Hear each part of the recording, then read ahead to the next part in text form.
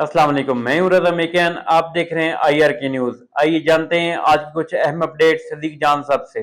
पाकिस्तान के लोग और सोशल मीडिया वो बिल्कुल काबू में नहीं आ रहे, वो बिल्कुल कंट्रोल नहीं हो रहे और उनके ऊपर ये कंपेन बढ़ती चली जा रही है।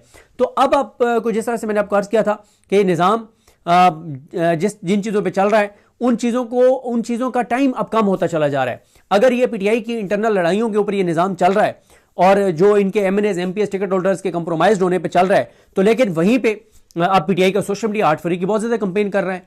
अल्लामा राजा नासिर अब्बास साहब, महमूद नजगई साहब, सोहेल अफरीदी साहब उस पर संजीदा काम कर रहे हैं, स्ट्रीट मूवमेंट पे संजीदा काम कर रहे हैं। फिर आप देखें कि 9 मई 2023 के बाद ये जनवरी में अब आके, यानी दिसंबर के एंड में या जनवरी के अंदर आके आपने देखा कि पूरे मुल्क के अंदर कोई एक्टिविटी हुई है। 9 मई के बाद 2 बार पहले से बड़ी एक्टिविटीज हुई, लेकिन दोनों बार डी चौक की कॉल थी और पूरे मुल्क में कोई एक्टिविटी नहीं थी। सिर्फ लोग रवाना हुए डी चौक की तरफ और फिर जो कुछ हुआ वो आपके सामने है। लेकिन 9 मई के बाद यानी तकरीबन 969 दिन बाद एक्टिविटी शुरू हुई और इस वक्त वो मोमेंटम बढ़ता चला जा रहा है। तो एक चैलेंज इनके लिए ये है कि मुल्क भर के अंदर एक्टिविटीज कर रहे हैं और अब तहरीक इंसाफ की अंदर क्यादत वो आ गई है, लोगों को लीड करने वाली, जो कंप्रोमाइज नहीं है, जो क्राउड पुलर बनते चले जा रहे हैं, जिनके ऊपर लोग एतमाद करते हैं। और दूसरा ये है कि सोशल मीडिया 8 फरवरी पे बहुत ज्यादा बात कर रहे हैं। ठीक है, तहरीक इंसाफ के MNAs MPs टिकट होल्डर्स 90% जो है वो बात नहीं कर रहे, लेकिन सोशल मीडिया बात कर रहे हैं। हर घर, हर मोबाइल, हर व्हाट्सएप ग्रुप में जो है वो वीडियोस आ रही हैं और ये कहा जा रहा है कि 8 फरवरी को गाड़ी सड़क पे ना लाएं, 8 फरवरी को जो है वो दुकानें जो हैं वो बंद रखें। तो एक ऐसे टाइम के ऊपर ये एक्टिविटी हो रही है 8 फरवरी वाली, जब लोग पहले ही बेजार हैं, लोग नाक तक आए हुए हैं, लोगों के वो तंग आमद बजंग आमद, लोगों के हालात मुआशी तौर पर बहुत ख़राब हैं। और फिर लोग इनको देख रहे हैं कि ये जो इनकी अयाशी हैं, जो इनके लल्ले तल्ले हैं, कि मियाँ नवाज शरीफ साहब वो आपने देखा कि जहाँ पे वो गुलकार जो है वो परफॉर्म कर रहे हैं, वहाँ पे मियाँ साहब कैसे आ रहे हैं, ड्रोन फुटेज आगे पीछे, इनके कपड़े, इनकी तफसीलात, इनकी अयाशियाँ, इनके मज़े। और दूसरी तरफ देखें 106 घंटे हो गए, वहाँ पे आग नहीं बुझ सकी इनसे गुल प्लाजा की। और इनके अपने देख लें, इनकी अपनी चीज़ों पे इनका फोकस देख लें। तो एक ऐसे टाइम के ऊपर ये एक्टिविटी हो रही है और बार बार अपोजिशन बात कर रही है। देखिए ये जो बात कर रहे हैं ना सोहेल वड़ाई साहब, कि अपोजिशन जब बार बार कह रही है कि हाइब्रिड निज़ाम है और इंसानी हकूक़ की पामालियाँ हो रही हैं, तो इसका इंटरनेशनली इंपैक्ट आ रहा है। क्यों आ रहा है? अब देखें, जो पाकिस्तान के अंदर एम्बेसीज हैं वो ज़ाहिर है रोज़ाना रिपोर्टें बना के और अपने अपने मुल्क में भेजती हैं। अब वो क्या रिपोर्ट बना के भेजते होंगे कि कौमी असम्बली के इजलास में इमरान खान की बात, इंसानी हकूक़ की पामाली की बात, सेनेट में इमरान खान की बात, इंसानी हकूक़ की पामाली की बात, कौमी असम्बली में तीरा के ऑपरेशन की बात, KP असम्बली में अमन अमान की बात, दहशतगर्दी के खिलाफ बात, लेकिन मौजूदा निज़ाम के खिलाफ बात। सोहेल अफरीदी तीरा में जाते हैं तो वो भी इस निज़ाम के लिए चैलेंज। उसके बाद अडयाला के बाहर हर हफ्ते एक्टिविटी होती है, वो भी इंटरनेशनली यही पैगाम जाता है कि एक पॉपुलर लीडर को अंदर रखा हुआ है। फिर इमरान खान की बहन के केस चलता है, वो एक चीज़। यानी पूरा दिन सुबह से लेकर रात तक अगर पाकिस्तान के हवाले से पूरी दुनिया में मैसेज जाता है तो वो क्या जाता है कि वहाँ पर इंसानी हकूक़ की पामालियाँ हो रही हैं, जो बेगुनाह पोलिटिकल वर्कर्स हैं, जो लीडर्स हैं, उनके केसेस नहीं लग रहे, अदालतें इंसाफ नहीं दे रही। ईमान मजारी 48 घंटे से वहाँ पे अहाता अदालत में 48 घंटे से ज़्यादा हो गए कि वो अहाता अदालत में बैठी हैं। अभी मैंने लेटेस्ट चेक नहीं किया कि क्या सूरत हाल है, क्योंकि ये भी चल रहा था कि उनकी गिरफ्तारी भी हो सकती है। जब मैं ये रिकॉर्डिंग कर रहा हूँ अभी तक तो नहीं हुई, लेकिन उनकी बहरहाल गिरफ्तारी जो है वो किसी भी लम्हे हो सकती है। तो ये चीज़, तो हर तरफ से पाकिस्तान से जब दुनिया हमारे मुल्क को देखती होगी तो उनको क्या नजर आता होगा कि गुर्बत यहाँ पे बढ़ रही है, बेरोजगारी बढ़ी हुई है। वो कहते होंगे अच्छा क्यों बढ़ रही है गुर्बत, क्यों बेरोजगारी बढ़ रही है? तो उनको पता चलता होगा कि इनके हुक्मरान जो है यहाँ पे वो मुसल्लत किए गए जो अवाम के वोटों से आए नहीं है, उनको अवाम की फिक्र नहीं है, वो करप्शन और लूटमार में मुलविस हैं।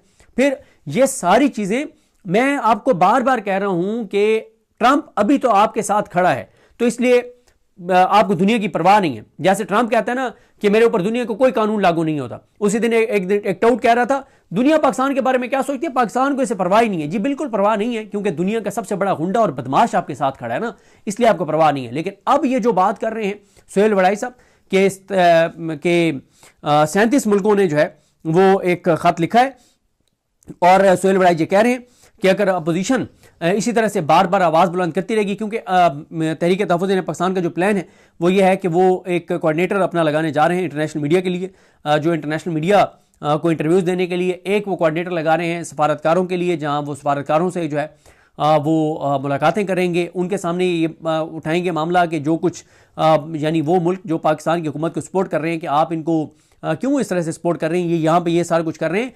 तो इसलिए परेशानी और दबाव तो बढ़ रहा है। और अब 8 फरवरी को जो तहरीक तहफ़्फ़ुज़ पाकिस्तान ने ऐलान कर रखा है कि पूरी दुनिया में यौम इस्लाम मनाया जाएगा, पूरी दुनिया में ओवरसीज पाकिस्तानी प्रोटेस्ट करेंगे, तो जाहिर है पूरी दुनिया में एक चीज़ हाईलाइट होगी।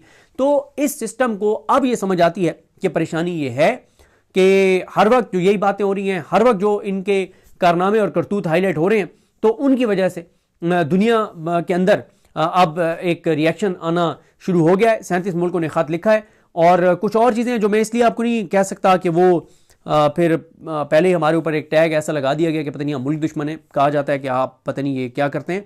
लेकिन वो तो मैं आपको नहीं बता सकता कि कुछ 1-2 मुल्कों के सफ़ीर कुछ पॉलिटिकल लोगों को मिले हैं, तो उन्होंने उनको क्या कहा है कि कौन सा ऐसा आगे मामला आएगा 1 साल बाद पाकिस्तान का, तो उसके अंदर उन मुल्कों का इरादा नहीं है कि जो कुछ पाकिस्तान के अंदर ये हुकूमत कर रही है तो उसके बाद कुछ रियायतें पाकिस्तान को मिली हुई हैं कि वो बरकरार रहेंगी। तो ये भी एक चैलेंज है।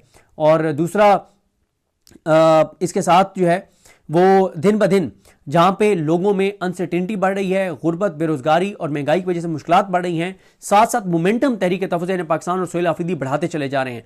तो अब इस सिस्टम को परेशानी यह है कि 8 फरवरी को ये कॉल अगर कामयाब हो गई तो अपोजिशन को, तहरीक तहफ़्फ़ुज़ पाकिस्तान को और सुहेल आफरीदी को कॉन्फिडेंस मिल जाएगा।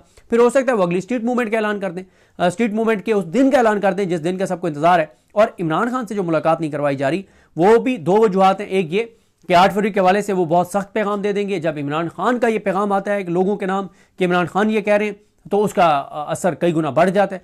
दूसरा, एक जो हारून रशीद साहब ने बात की है कि इमरान खान के साथ मुलाकातों पे इसलिए भी पाबंदी थी कि पहले से पता था कि हमने ये कारनामा करना है जो हम ट्रंप के इस पीस बोर्ड में चले गए हैं।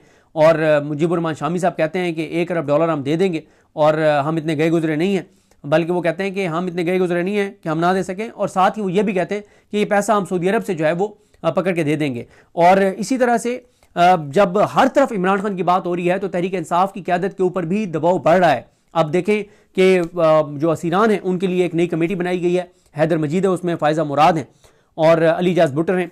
अब वो कोई एक्टिविटी करेंगे। अब ILF के ऊपर बहुत ज़्यादा दबाव आ रहा है कि आप क्या कर रहे हैं। अब देखें ना कि 2 दिन पहले ये सलमान कनाजा साहब और वो गए ना, गौहर साहब, वो अदालत में गए, उसके बाद अरकान असम्बली अदालत के बाहर गए, फिर सेनेटर्स अदालत के अंदर गए। तो ये वो चीज़ें हैं जिससे बहरहाल मोमेंटम तो बढ़ रहा है, छोटी छोटी एक्टिविटीज़ हो रही हैं। बावजूद इसके कि तहरीक इंसाफ के MNAs MPs ticket holders 90% door to door campaigns नहीं कर रहे, लेकिन छोटी सी जो एक्टिविटीज़ हैं वो भी ये निज़ाम उसका बोझ बर्दाश्त नहीं कर पा रहा। ये निज़ाम तो ज़ुरैन निज़ामानी के एक कॉलम का बोझ बर्दाश्त नहीं कर सका, क्योंकि निज़ाम बहुत कमज़ोर है, ताकतवर नहीं है निज़ाम।